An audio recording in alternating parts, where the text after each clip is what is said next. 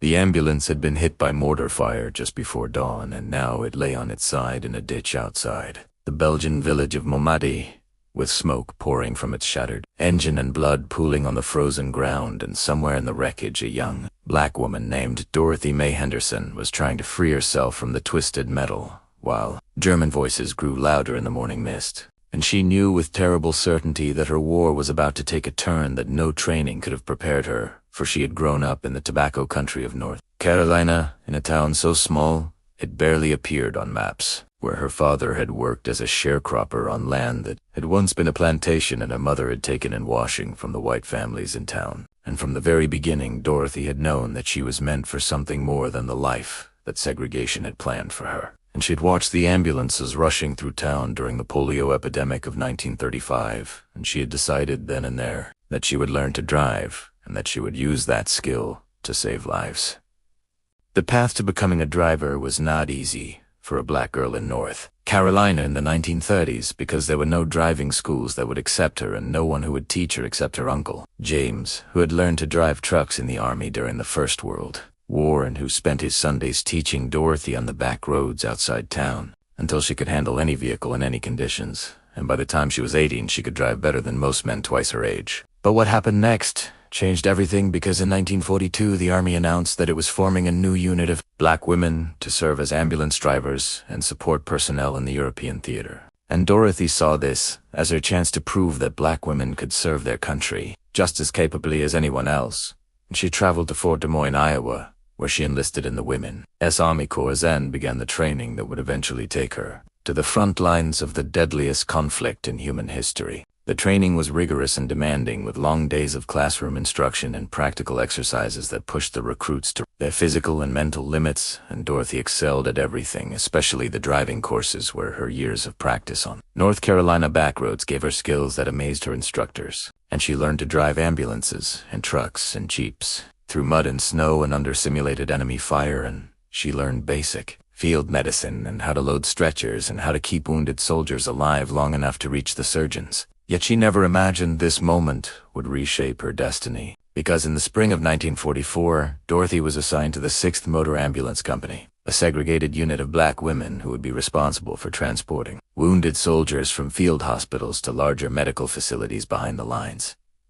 And in June, she boarded a transport ship bound for England, where she would spend the next several months. Preparing for the invasion that everyone knew was coming, the crossing took 12 days, through waters that were still patrolled by German submarines, and Dorothy spent most of those days in the cramped quarters below deck, where the smell of diesel fuel and seasickness hung heavy in the air, and she wrote letters to her mother that she knew might never be delivered, and she prayed for the strength to face whatever was waiting for her on the other side of the Atlantic. England was a revelation because despite the bombing and the rationing, the British people welcomed the black American soldiers with a warmth that many of them had never experienced in their own country, and Dorothy made friends with local families who invited her into their homes for tea and conversation, and for a few months, she almost forgot what it felt like to be treated as a second-class citizen in the land of her birth. And then something no one expected, because on December 16, 1944, the Germans launched their last major offensive of the war through the dense forests of the Ardennes. And suddenly, the careful plans of the Allied command were thrown into chaos, and units that had been stationed safely behind the lines found themselves in the path of a German armored assault that would come to be known as the Battle of the Bulge. Dorothy's unit was rushed to the front to help evacuate the mountain casualties, and for 3 days straight, she drove her ambulance through roads that were clogged with retreating soldiers and burning vehicles, and the bodies of men who had not been fast enough to escape, and the sound of artillery never stopped, and the sky was always gray with smoke and snow, and Dorothy drove until her hands cramped on the wheel and her eyes burned from exhaustion, but she kept driving because there were always more wounded to carry. Behind these ruins a secret waited, because on the morning of December 19th, Dorothy was driving a load of wounded soldiers toward a field hospital near Malmedy when a German artillery barrage caught her convoy on an exposed stretch of road, and the shell that hit her ambulance killed the 2 soldiers in the back instantly and threw Dorothy through the windshield into the frozen mud, and when she came to her senses, German soldiers were standing over her with their rifles pointed at her face. The capture was surreal and dreamlike as Dorothy was pulled from the wreckage and searched and questioned in German that she could not understand, and the German soldiers seemed uncertain what to do with this. black woman in an American uniform because they had been told that the American army was segregated and that black soldiers served only in support roles, and yet here was a woman who had clearly been driving an ambulance under fire. What she discovered next would shake even her commanders, because Dorothy was not executed on the spot as many captured Americans were during the chaos of the Bulge, but was instead loaded onto a truck with other prisoners and driven east toward Germany, and she realized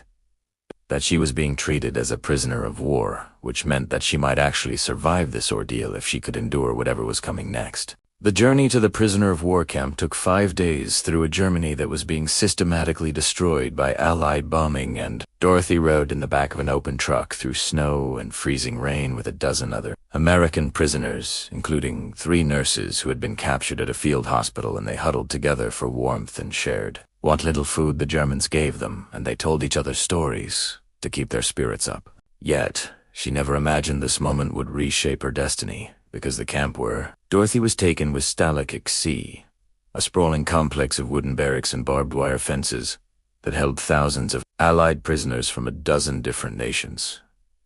And she was one of only a handful of black Americans in the camp and the only black woman, and she had no idea how she would be treated by either her captors or her fellow prisoners. The first weeks were a test of survival as Dorothy learned the rhythms of camp life, including the morning roll calls that could last for hours in the freezing cold, and the watery soup that passed for food, and the constant gnawing hunger that never went away. And she learned which guards were cruel and which were merely indifferent, and she learned to make herself useful in the camp infirmary, where her medical training from the ambulance corps allowed her to help treat the sick and wounded prisoners.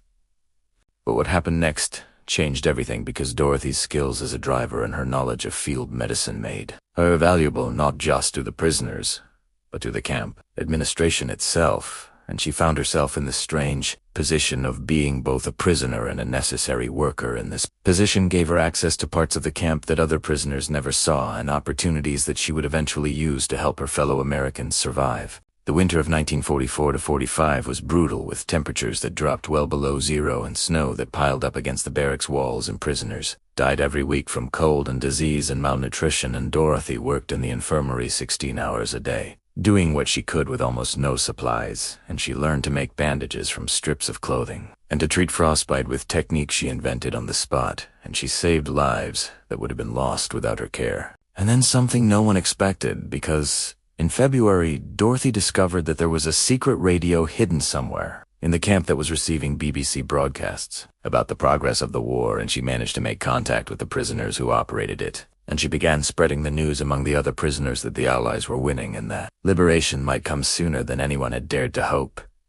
And this information transformed the mood of the camp, giving people a reason to hold on for just a little longer. Behind these ruins, a secret waited, because Dorothy also discovered that some of the prisoners were planning an escape, and they needed someone who could drive and who knew the roads between the camp and the Allied lines, and they asked Dorothy to help them, and she had to decide whether to risk her life for a chance at freedom or to stay in the relative safety of the camp and wait for liberation that might never come. The decision was made for her on the night of March 15th, when the camp guards announced that all prisoners would be via American forces, and Dorothy knew that this death march would kill many of the already weakened prisoners, and she decided that escape was the only option that offered any real chance of survival. What she discovered next would shake even her commanders, because on the second day of the march, Dorothy and 11 other prisoners made their break during a nighttime rest stop, and they slipped away into the forest, and Dorothy led them west toward the sound of distant artillery, using skills she had learned driving ambulances through unknown territory, and they walked for 3 days through snow and mud, eating bark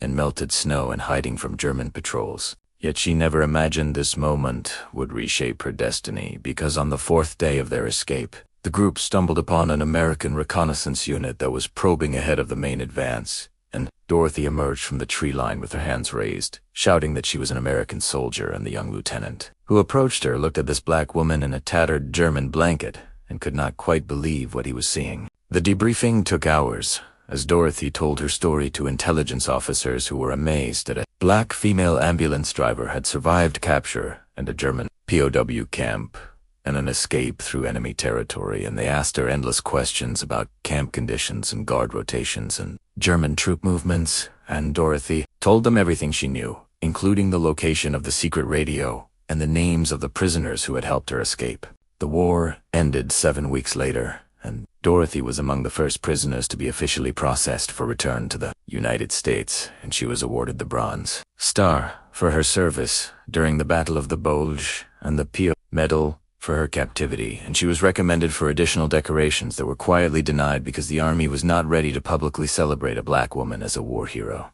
But what happened next changed everything, because Dorothy returned to North Carolina and found that nothing had changed in the segregated South, and the country she had risked her life to defend still would not allow her to drink from the same water fountains as white people, and she had to ride in the back of the bus through the same towns where she had once driven an ambulance full of wounded soldiers. The decades that followed were marked by quiet perseverance, as Dorothy used her GI benefits to attend nursing school and became one of the first black registered nurses in her county, and she worked in segregated hospitals and then in integrated ones. And she raised a family, and she marched for civil rights, and she never forgot the lessons she had learned in that German prison camp about the power of hope and the importance of never giving up. The recognition came late, as it so often does, when in 2009 a military historian researching black women in World War II discovered Dorothy's records and was stunned by her story, and he spent 2 years documenting her service and